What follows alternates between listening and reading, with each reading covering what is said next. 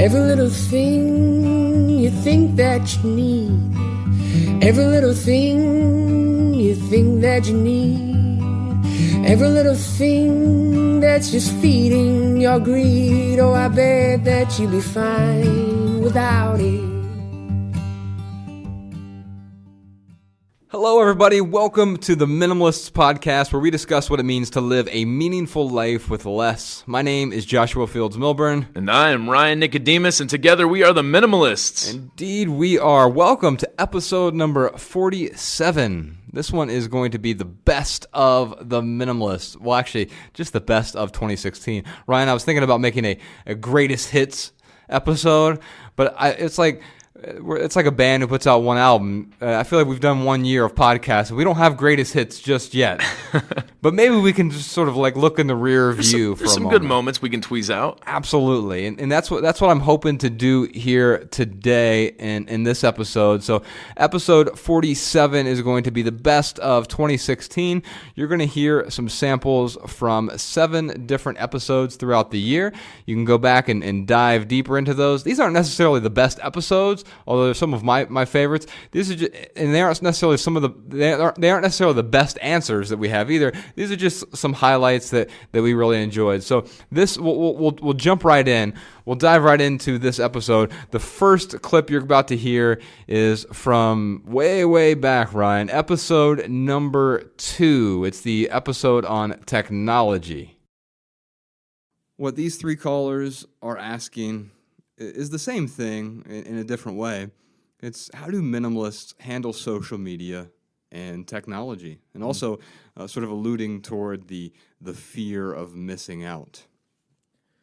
Yeah, I guess just to start with Jeff's, he specifically brings up Twitter and Snapchat and all those crazy social media outlets that we have, where we have this awesome bit of communication to use, and certainly it can be a great tool to use, but yeah, it can certainly be overwhelming. Yeah, I mean, basically, I think our tools are only as good or as bad as the person using them. I've used this analogy before, but a chainsaw can cut down a rotting backyard tree, preventing it from impaling your neighbor's home.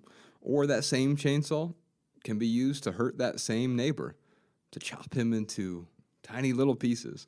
Or a can of paint can be used to beautify your home's facade. Or you might use it to graffiti the walls at an otherwise pristine public park. And I think the same goes for technology. It's just a tool. Mm-hmm. You know, we can use Twitter and Facebook and Google Plus and Pinterest and all these other places to enrich our lives and enrich the lives of others, to communicate, express ourselves, and share things that we couldn't otherwise share as easily. Or we can get stuck in that social media Bermuda Triangle, right? We can careen from Facebook to Instagram to YouTube and just stay stuck in the meaningless glow of our screens. And I mean, I use my phone all the time to photograph gorgeous landscapes, message loved ones, map out directions, etc. But it's really about the intention we have and how we plan to use the devices. And I think the bottom line is that it's up to us to determine how we're going to use our chainsaws and our paint cans and our technology. Ultimately, our tools are just tools, and it's our responsibility to ask important questions about how and why we use those tools. But of course, you don't have to use all of them. And so some of these people are looking for sort of tips, like how do I identify all of these things I'm overwhelmed with? Now, Ryan and I typically don't talk about depriving yourself of something. We don't think minimalism is about deprivation. But, you know, sometimes it's okay to temporarily deprive yourself so you can figure out what truly adds value to your life. And I've gone through some experiments in my life. I got rid of home internet maybe 4 years ago, and I wrote an essay about this, theminimalists.com/internet, about my experience of getting rid of the internet for 1 month. And I'll tell you what, it was the most productive month of my life. And I ended up never getting that internet back. And I got rid of my TV and realized that I was more productive without that. But I've also done other sort of stoical experiments, deprived myself temporarily of, say, my cell phone. But after 2 months without that, I realized that, yeah, I was using that cell phone not very deliberately, but I could bring it back into my life because there were some things that really added value to my life. And so I was addicted to the smartphone, and we can get addicted to technology, and sometimes it's okay to disconnect so that we can move on. Yeah, I think the key takeaway here for Jeff is to ask yourself that question with each platform that is stressing you out, the ones that you brought up on the voicemail. Is Snapchat, is it really adding value, or is it more of an ephemeral way of pacifying yourself? That's something that I would ask with each application. In fact, that's what Josh and I do. I mean, we have Google Plus, we have Pinterest, we have Twitter and Facebook. We have a lot of help managing. I shouldn't say a lot of help. We got a little bit of help managing those accounts. Jess does an awesome job with that. But we did pick those platforms very specifically. We don't have a Tumblr page that we keep up with. We don't have what are the other Snapchat. What are the kids? What are the kids doing these days? Yeah. So there's a lot of stuff that we avoided specifically because we felt like these platforms we had it reached the broadest audience, and we felt like we could not only get the most value of it, but add the most value with it as well. All right, and the next clip you're about to hear is a long time ago. We recorded an episode on education. It was episode number 4 of the Minimalist Podcast. Is there a decent minimalist approach to education? Well, it depends on what you mean by education. I think sometimes a formal degree is important. I personally wouldn't go to a dentist who was a DIY dentist. Right, yeah. If I'm getting brain surgery, I hope that surgeon went to college. Yeah, absolutely. And it's because those systems, those structures are best set up to ensure that those people know what they are doing. However, there are many other times where it is not necessary to seek a traditional degree. And so maybe we should talk about some of those scenarios when it may or may not be responsible or applicable or appropriate for you to seek the traditional route. Yeah, I mean, first and foremost, if I was to ever go back to college, which I am totally open to that one day. We had a question on our Tuesdays with the Minimalists where someone asked, like, would you ever consider going to college? If I did, it would be more of pursuing a hobby type thing. Like I'd go for acting or I'd go for physics, something that I was really interested in or that I wanted to learn more about. But I would never do that if I was going to go back into debt. That is one thing that I really hope to. I'm 100% debt free, and I hope to stay that way. Oh, just to cut you off there, I think there's no such thing as good debt, and that's one thing to be really concerned about when we're approaching continuing our education. We often assume that we have to go into these massive amounts of debt. Right. And if you have to go the traditional route, if you're going to go to a college, well, there's some things you can consider. You can consider a community college, especially for the first 2 years of a traditional bachelor's degree. You should certainly consider something that's in-state because the in-state rates are generally appreciably lower. And you should also consider finding ways to fund your way through college while you're going through it, as opposed to taking on student debt that will prohibit you from living the life that you want to live because you're going to be tied to an income that you need just to pay back those student loans. Yeah, I was going to say, I would even argue that like you could go to school for free right now, even without spending the money, even without having to worry about the money. Because what I was going to say is I am taking classes online right now, just kind of randomly at my leisure for free. They are on like quantum physics, something like really silly, but just something that I want to go down the rabbit hole a little bit with, and I can do that for free and get some really good classes. And like right now, I could totally have a decent conversation with you about quantum physics. And when I say decent, No, you couldn't. probably a little bit less than decent. I don't know anything about it. It'd Yeah. be a very one-sided question. But I could also go and learn about quantum physics, or I could go improve my writing online. There are a lot of different things I can do online in a very non-traditional sense. And I mean, we have this infinite amount of information that is literally at our fingertips Right. now, whether it's in our pocket or on our computer screen or wherever. And instead, we spend a lot of time focusing on incessantly checking our emails or just getting caught in the Bermuda Triangle of social media, as opposed to using the technology to enhance our lives, to improve our lives, to learn and to grow. And what we're really talking about here with education is, I want to grow as an individual. Well, why do you want to grow? It's so you can contribute to the world around you. And the more you grow, the more you have to give. And so does that mean you have to go through a traditional education setting? If you want to, I'm not saying there's anything inherently wrong with it. I don't see a reason to do it for most vocations these days. Well, I mean, let's go to Brandy. Let's talk about her situation specifically. So one of the first things that stood out to me, she said that she felt like it was draining her soul. Now, now that to me is a flag, right? And that's why she called in, because that's a huge flag. Sure. This feels like it's draining my soul. I gotta leave. Now, here's what I would challenge Brandy to do, is to really look at the result, look at her outcome that she is going to get after going to college. She said that she really wants to be a tattoo artist. She loves to paint. She loves to draw. Is she taking classes right now for painting and drawing? Is that helping her painting and drawing career, or is she in there for marketing? If it is for painting and drawing, the question that needs to be asked is this painful or is this uncomfortable? And there is a difference, right? Yes, indeed. I mean, if you are in pain, we know when you're working out, you know the difference between like an uncomfortable getting that last rep out and oh my goodness, my shoulder hurts, I have to put the weight down. Yeah, the discomfort, if we're in a place of discomfort, that is the place from which we grow. Absolutely. So the question needs to be asked here with Brandy is, do you need to push through this discomfort to grow?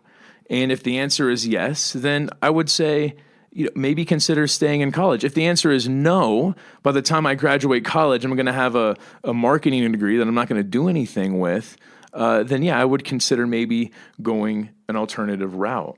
Yeah, and that alternative route, you mentioned a few things, that there's this stigma of leaving college.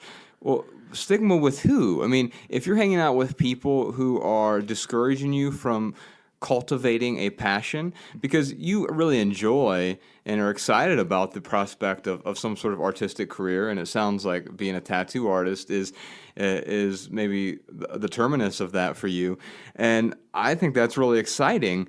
If you can cultivate that excitement, turn it into a passion, because it's not something you're yet passionate about. You won't actually be passionate about that, Brandy, until you're willing to put in the many hours of drudgery so that you get to the other side. You get the actual payoff of becoming a phenomenal tattoo artist where you feel just great about what you're doing and you get excited about being able to do new work. And while you're in it in the moment, sometimes it may seem mundane, sometimes it may seem overwhelming, and you may hit these plateaus where you feel like you're not growing, but you have to keep working through that in order to really cultivate it into a passion that you wake up in the morning and you feel good about doing what you're doing, as opposed to the opposite. Instead of the opposite, by the way, of pain isn't pleasure. The obverse side of the coin is comfort. Comfort is the other side of pain. And you know what? I can either feel comfort or discomfort. Discomfort lets me know that I'm growing. That's one of the reasons we're doing this podcast now, is it's another opportunity for us to grow, not necessarily grow our audience or anything like that, but I would say I'm not very great at speaking and having these sorts of conversations repeatedly, but it's allowing me to build that muscle. It's allowing Ryan to build that muscle. So over time, we get good at it. And if you're still tuning in here 100 episodes from now, I plan to be appreciably better at having these types of conversations. The next clip you're about to hear is from episode number 13. We called this one Career. Let's talk about a job versus a career versus a mission, and let's talk about where passion comes into the equation there. So if you can usually tell with how happy someone is with what they do for a living, what they do to earn a paycheck, by how they describe it. And the first thing you'll hear people say is, I have a job, or I have to go to my job, or this is my job. And that tends to indicate that there isn't a whole lot of passion or even excitement with what they're doing. Nothing wrong with having a job. We all have to pay the bills. But there isn't a whole lot in terms of passion or meaning or purpose in what they're doing. The second thing you'll hear people say often is, I have a career, and that's a step up from a job. It's more of a long-term job. And I would actually argue that your career is perhaps the most dangerous thing that you can have, because it gets you to a point where you're comfortable. But most people don't find a lot of value, certainly a lot of meaning or purpose in their career.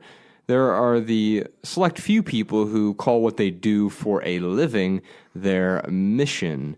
And those people tend to be very passionate about what they do. They're usually pretty excited about what they do. And it aligns with their values. It aligns with their personal interests. Now, let me make a distinction here.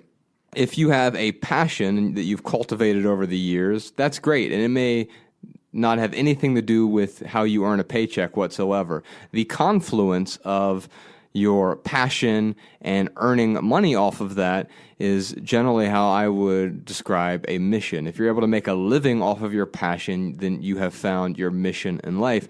But your mission tends to align with who you are as a person. And so you have to ask yourself some questions here.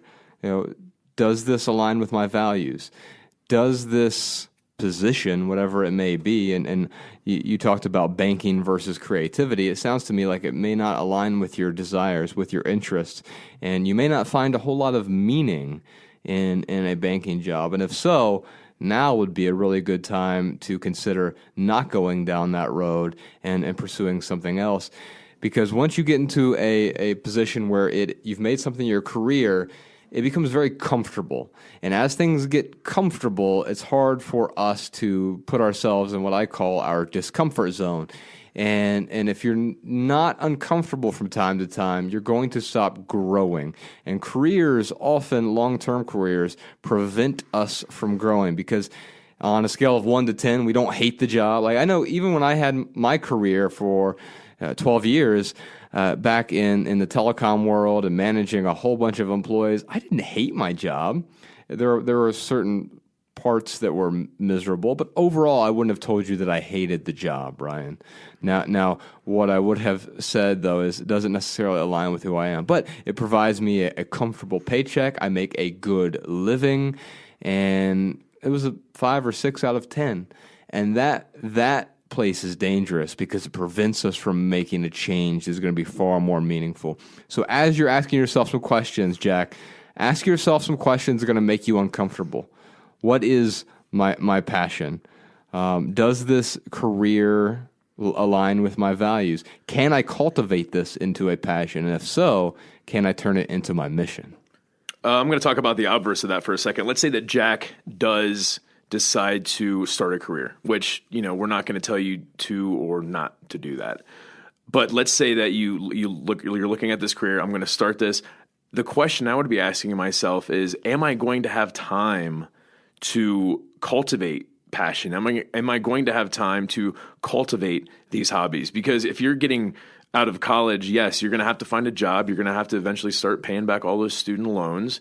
You might have to have a job temporarily, but you can still be very deliberate with the job you choose. You're in a great position right now to be deliberate with that, to make sure that you're choosing something that allows you to have the time to cultivate your values and beliefs. And speaking, Jack, to your question about, do you need to make money from your passion? I'm going to quote Stephen Pressfield. He said, "The professional has learned that success, like happiness, comes as a byproduct of work.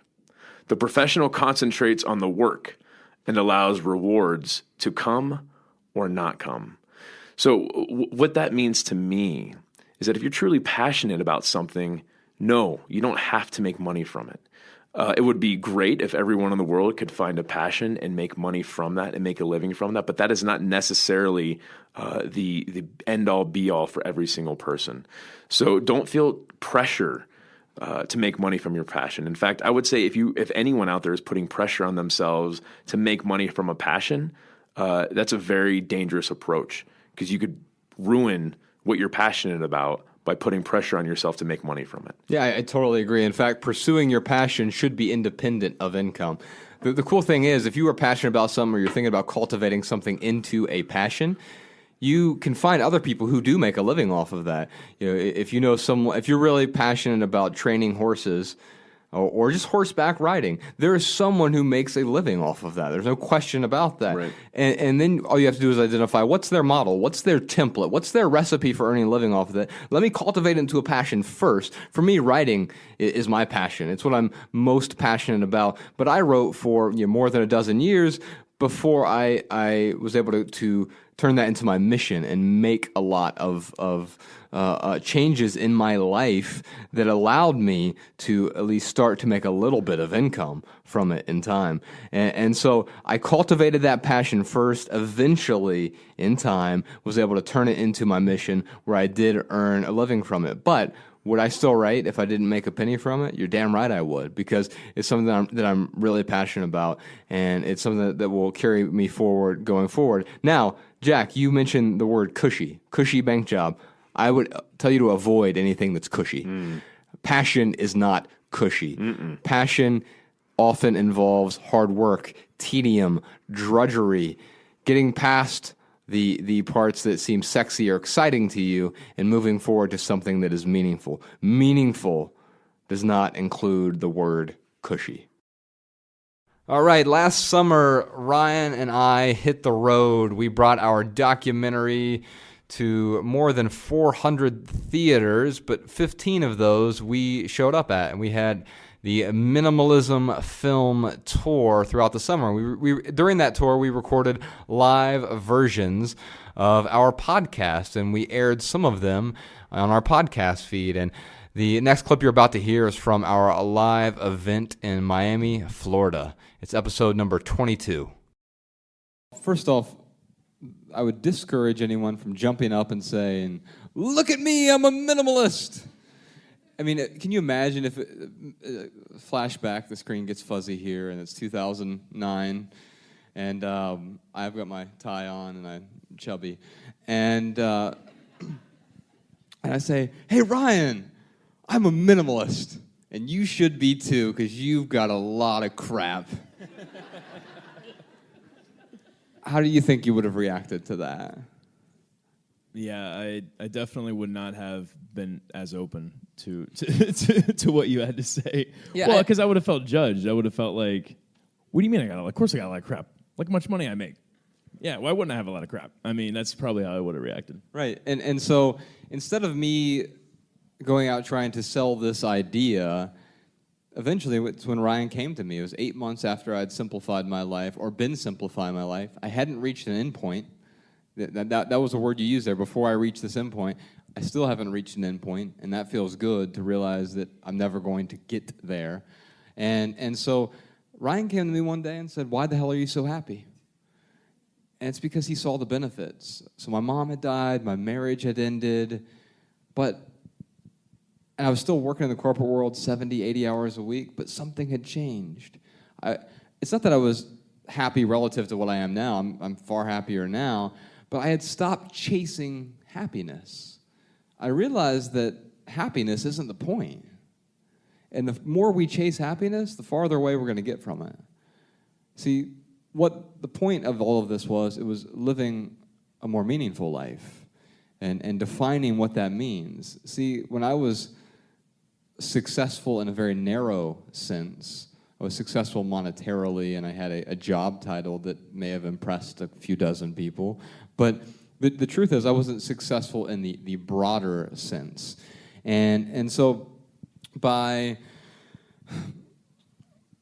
changing my definition of success, I was no longer chasing the happiness through the next paycheck, the next promotion, the next purchase. I was able to learn that a meaningful life would make me happy. Happiness was simply a byproduct of living in accordance with my values. And to get there, I had to figure out what my values were. I was focused on the wrong stuff. I wasn't focused on what was important to me. I didn't even know what was important anymore. I got to that point where it's like, okay, happiness is right around the bend. And then you get around the bend, right around the corner, and there's another corner. And you're like, oh, it's going to be around that corner. And then you never get there, and it's like, well, wait a minute. What am I focused on? I need to stop trying to worry about being happy and start worrying about what is important in my life. And so I say, yes, set that example. But I'll also say this about the documentary. The reason that we really wanted to make this film is what I said earlier during the intro, is we wanted to find a way to make minimalism more accessible, because it has for a while been, the Josh and Ryan show, and we've shown a bunch of other minimalists in other ways that we could, but this was the way for us to say, look at all these other recipes. You have Leo Babalta in there with 6 kids, and he puts us to shame. He washes his T-shirts in the sink still, and that wasn't the lifestyle I wanted to live, but I admired that. You also had Colin Wright in there. He travels to a new country every 4 months. Again, not a life I wanted to live, but I admired that it allowed him to pursue what was important to him. And so I think the documentary will be a great thing to share with people, but ultimately, you're right, the best way to show the change is to show the change. Yeah, I just want to speak to his point of proselytizing. I was a Jehovah's Witness for like 24 years, knocking on doors for 24 years. You know how many people I converted? 0. Now 1. And with this journey of minimalism, I haven't knocked on one person's door. I have never forwarded or like sent someone an essay I've written and said, you've got to read this because this would help you. We simply started a website and told our story with no expectation, and people found value in it. And ultimately, I would encourage you to kind of transfer that to your life. Meaning, if you see someone who is complaining about, oh man, I've got way too much stuff, I don't know how to declutter. I hold on to all this just in case stuff, for example. You might say, oh, the minimalists, they wrote an essay about just in case stuff. You might like it. I mean, something that speaks to something that they're already calling out that they have a problem with. But yeah, certainly, if you have a friend who you feel like is a hoarder and you send them our website, they might very well take offense to that. Like, who are you to tell me I got too much stuff? So I would look for little opportunities like that, but ultimately it is living by example.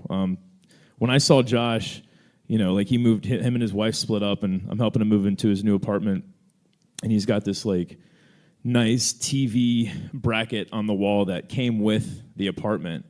And like the first thing I thought was like, oh, I wonder how big of a TV he's going to get. This is like a big thing between us. We were always like, hey, look at my TV. No, look at my TV. Look at my 3 TVs. And 6 months went by, or a couple months went by, and I'm like, over to his apartment, are you going to get a TV? I may or may not. 6 months goes by, still no TV. I noticed how he was acting different at work. He started setting expectations with our boss, like, hey, I'm going to be available from 7 a.m. until 8 p.m., and that's it. And that's a lot of hours to give you, and which was like sacrilegious where we were working at. We were on call like doctors, except we worked in retail. We weren't saving anybody. We couldn't even save ourselves.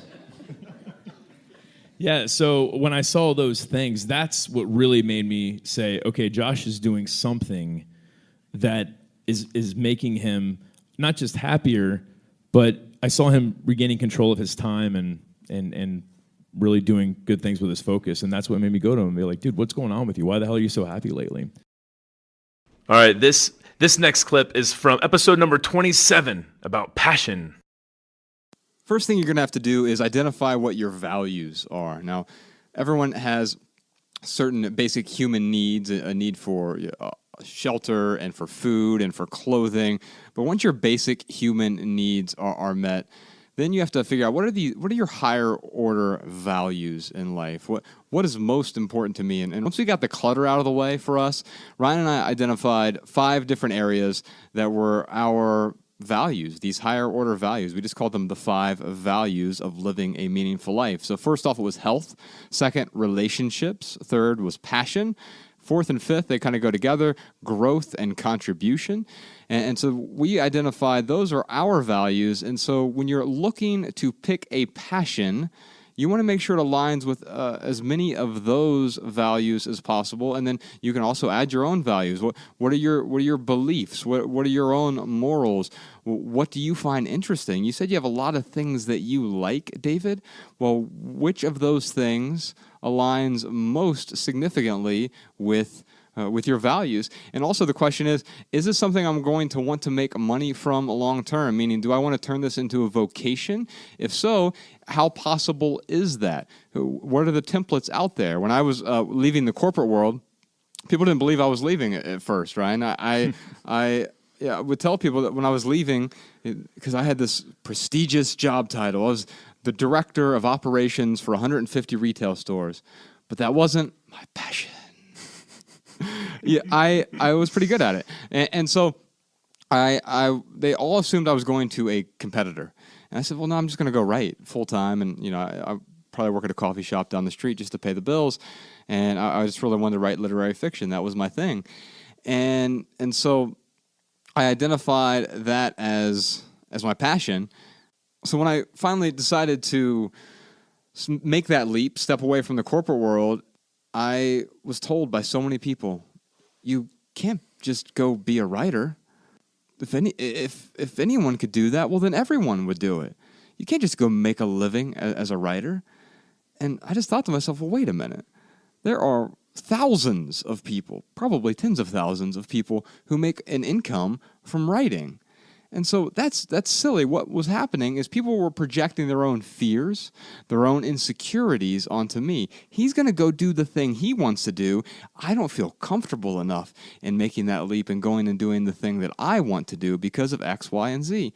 Don't let other people project their fears. I knew that there was a model, a template out there. So if you are wanting to cultivate a passion into something that earns you an income, that's great. It doesn't have to. It certainly doesn't have to be that way.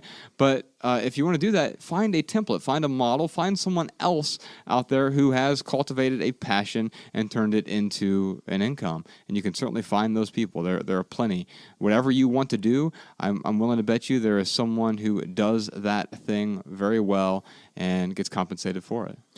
Yeah, one thing that David said that kind of I don't want to say rings alarm bells, but it just concerns me a little bit when he said, well, I have all these passions and I sit there and I just think about, stuff until, I'm just waiting for something to click. And that is, I think that's the wrong approach. And the reason why I say that is because, we have this idea that we can sit around and I got this from Tim Ferriss. I was listening to one of his podcasts the other day, and he was talking about how people sit around trying to discover themselves. And it's not about discovering yourself as much as it is creating yourself. And many of you have probably heard this saying before, discover yourself. Don't discover yourself, create yourself. But what that means is that you can't journal your way to a passion. There isn't a test that you can take that's going to say, hey, thanks for taking this test. Here's your passion. You want to be a veterinarian, and that's what you're going to be passionate about the rest of your life. I feel like high school counselors try to do that at some point, right? Well, they try to give you some guidance. I mean, that's why they are guidance counselors. And certainly, they want to give you some options. But unfortunately, there isn't a test.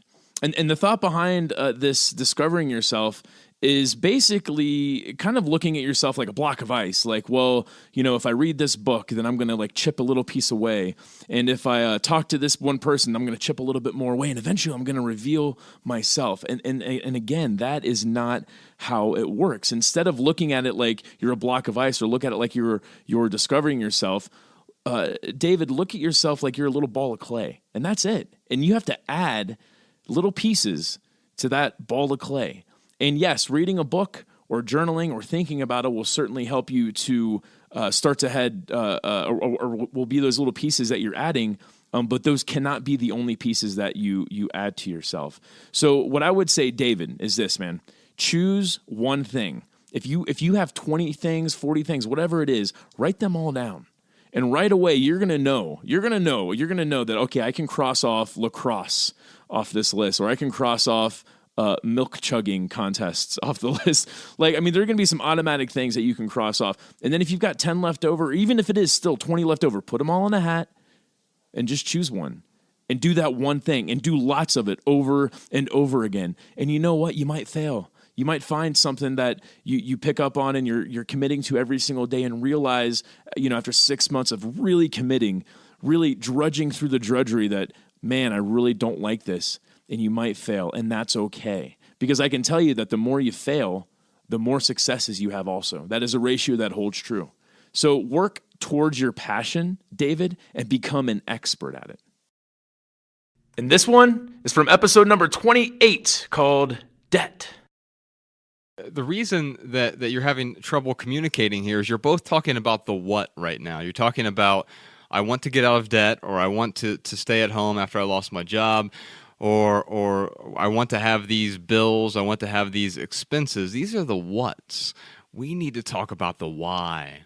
Why do you want to be debt-free? What anchors are you removing? What will that free up? Will it give you more time to stay at home? It sounds like you want to be you want to stay at home. I don't know if you're a stay-at-home mother, but I'm going to recommend that you actually get a job until you pay off your debts. Right now, if you're in debt, you want to be able to tackle that as quickly as possible, but you need to show your husband why that is so important. Financial freedom is going to allow you to travel more. What are your goals? How are you going to get on the same page? Now, I know you said your husband says that, well, our debt isn't that bad compared to most people. Well, yeah, if you compare yourself to most people, you're never going to be happy. In fact, I think comparison just by itself is dangerous, but compared to most people aren't happy. Most people are up to their eyeballs in debt. Most people aren't living a meaningful life, and it's not because they don't want to. They certainly want to, but they feel trapped, and quite often they're trapped by this thing called debt. And so, yes, you definitely want to get out of debt, and you're going to need to have a discussion with your husband. You're definitely going to need to get on a budget where you find a location for every single dollar that you bring in, and hopefully you'll both be working to bring in more dollars so that you can pay down that debt. Your budget then becomes a contract with your husband. It's also a contract with yourself, but you really can't start working on that contract until you get a clear reason why you want to do this. The what is the intellectual side of things, and the intellectual side of things doesn't explain much in terms of the why. The why is the emotion, that visceral feeling behind why you want to be debt-free. It's where you're going as opposed to where you are. And just real quick, you mentioned, Meryl, our need, want, like list. It's a budgeting tool that Ryan and I have used to be more aware of the money that we're spending. And so for those people who aren't aware of the need, want, like list, you can just go to theminimalists.com/want. We break it down for you. There's 3 different categories. You put all your expenses in, and I think that'll help other people out as well. Yeah, Meryl, I'll talk about Mariah and I. So Mariah's Ryan's partner, by the way. Yes. Mariah and I were talking about her quitting her job. This was about 8 months to a year ago. And I was like, you can totally do this. Let's talk about getting you debt free. Let's talk about, getting a 6-month salary safety net put together.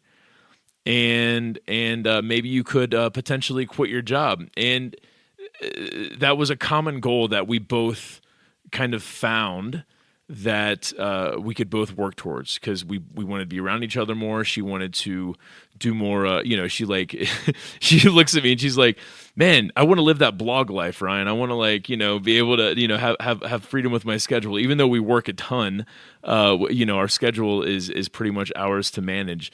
So that's really, what she wants to work towards, is having a schedule on her own terms. And she really, really wants that. So first, I would say, Meryl, is find something that you and your husband both really, really want, and use that as leverage to pay off debt and to work towards. And then it got to a point where with Mariah, I just one day I was like, oh wow, if she sells her car, that would get rid of most of her debt already. In fact, That was her biggest debt. it was the only debt she had left. Oh, wow. Okay. Yeah, so I'm like, man, if she could sell her car, she would be debt free. Oh, by the way, she's been making double payments on her car, so then she'd have a few $1,000s on top of, after paying off the debt, she'd have a few $1,000s to put away into savings. And long story short, I went to her and I'm like, Mariah, you could sell your car. We can go down to one car, and you could even get there faster. And her initial reaction was, no, I don't want to sell my car. A car, especially in Montana, it equals freedom in a lot of cases. You can get around Missoula really, really well without a car. Outside of Missoula, it's very, very difficult to get anywhere if you don't have a car. So she didn't want to give up this personal freedom. But then as time went on, and it wasn't that much time, just a couple weeks, maybe a month, where she started to realize oh yeah, if I sell my car, I can quit my job a lot sooner.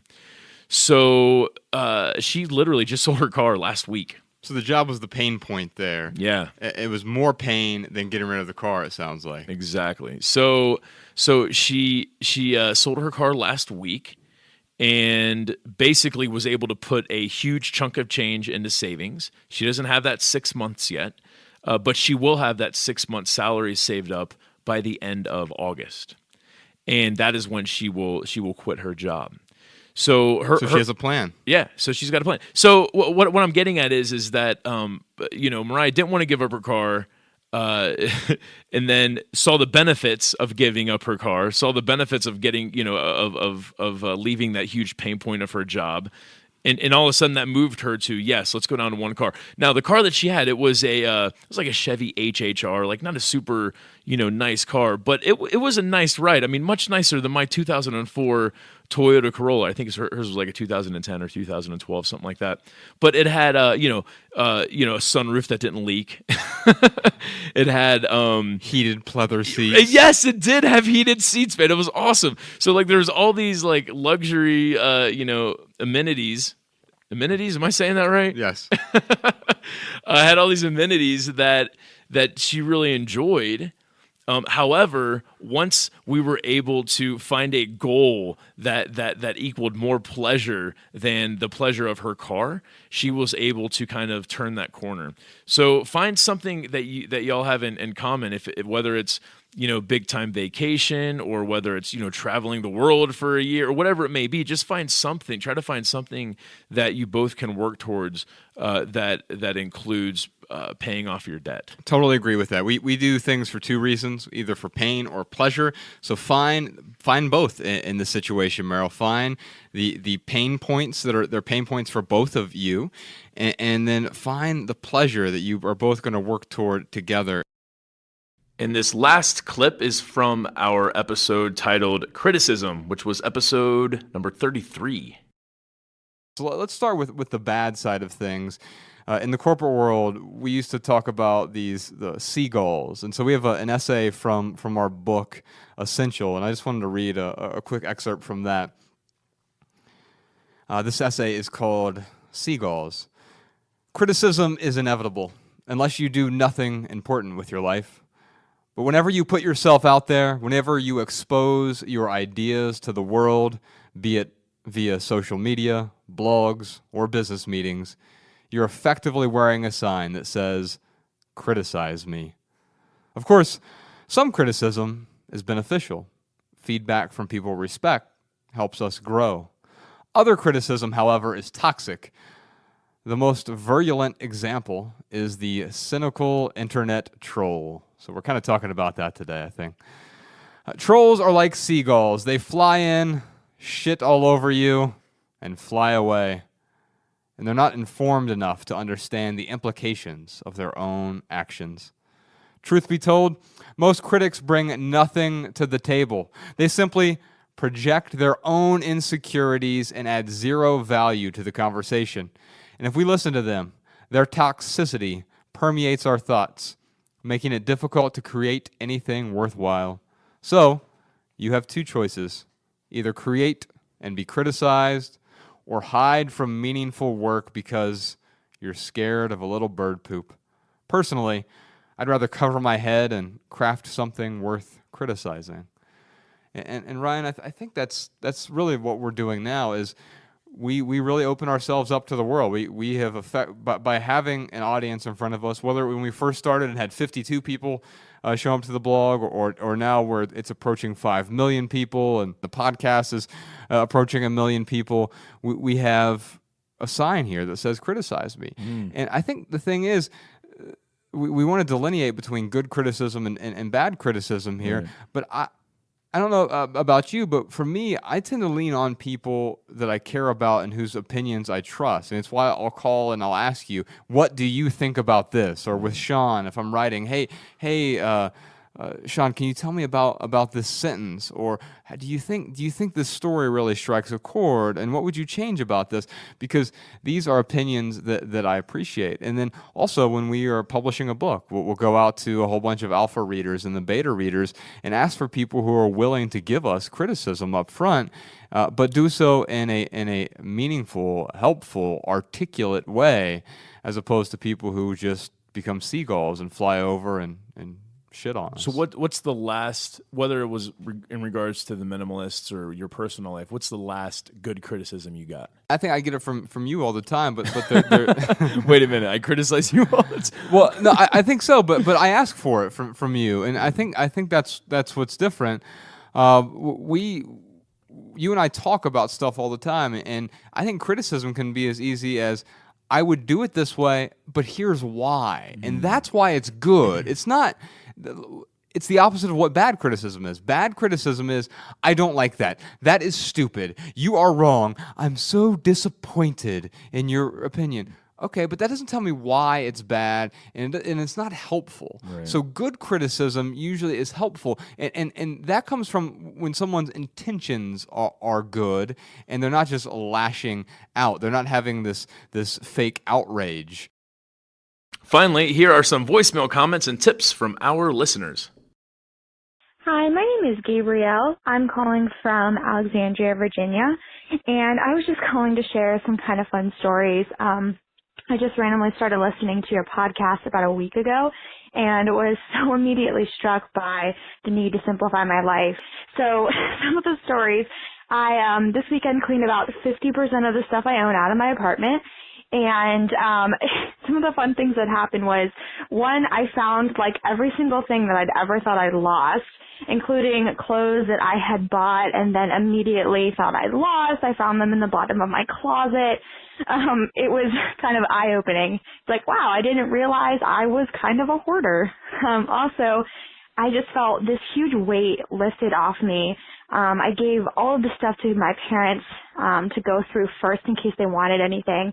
And I was able to immediately meet some of the needs that they had in their life, since they're not wealthy, and there are some things that I was hanging on to that I didn't need that were able to be there for them, and items that they were really able to get some value from.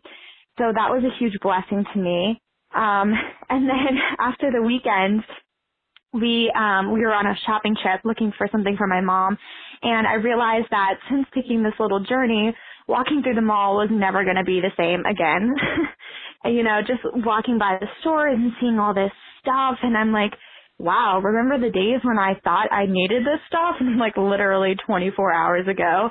So it's amazing how much my mind has already been reshaped by the idea that I don't need all of the things I've been socialized and advertised to say that I need. And I'm really pushing the stuff out of my life so that I can make room to do things that I think are truly important. And I'm going to be able to spend more of my time and resources on the things that actually reflect my values. My name is C, like the letter, and I have a comment. I noticed you guys had mentioned Mr. Money Mustache from the episode on money. I find a lot of crossover between the Minimalist podcast and the financial independence or early retirement philosophy, which is about how to make sure that you're spending your money and your time on things that really matter in life, like relationships or passions. So I would recommend for listeners of this podcast to check out the book, Your Money or Your Life, preferably from a library. I think it's a great resource for people who are struggling with finding meaning in this world of consumerism and fancier and fancier consumer goods. Hi, my name is Michelle. I'm from Edmonton, Alberta, Canada. I just have a comment about the recent health podcast. And I just want to say that one thing that I have found has been really helpful for me with increasing my fitness in kind of like a minimalist way has been basically making my body a vehicle. I live in Edmonton, Alberta, so we have winters and summers and falls. And, I used to rely on my car a lot just to get me everywhere, whereas now I bike in the summertime, pretty much from April 1 to October 31, if weather permits. And in the winter, I take the bus. And that has made a huge difference for me because I get some type of physical exercise every single day. And what I love about cycling in the summer is just the mental health that I gain as well, because I see the sunrise every morning and I get to experience nature. And even if I'm having a really busy work or family life, I don't feel like I'm missing out on the season because I'm cycling, I'm getting outdoors every day. And the best part about that is for my daughter, because she is a part of that, and she loves going for bike rides with mommy, and she loves going for stroller rides in the winter or going for sleigh rides to daycare every morning, and so it's become a real family affair. All right, y'all, that's it for this episode. If you have a question for the Minimalists, give us a call, 406-219-7839. And if you leave here with just one message, we hope it's this: love people and use things, because the opposite never works. Thanks for listening, y'all. We'll see you next time.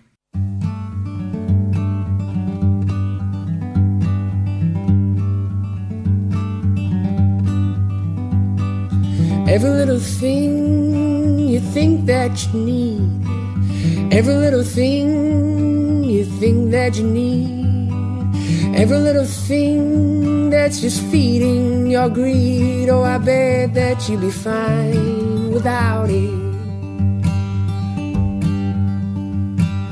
Every little thing that you gotta have, every little thing that you gotta have, you gotta reach for and you gotta grab. Oh, I bet that you'd be fine without it. So tear your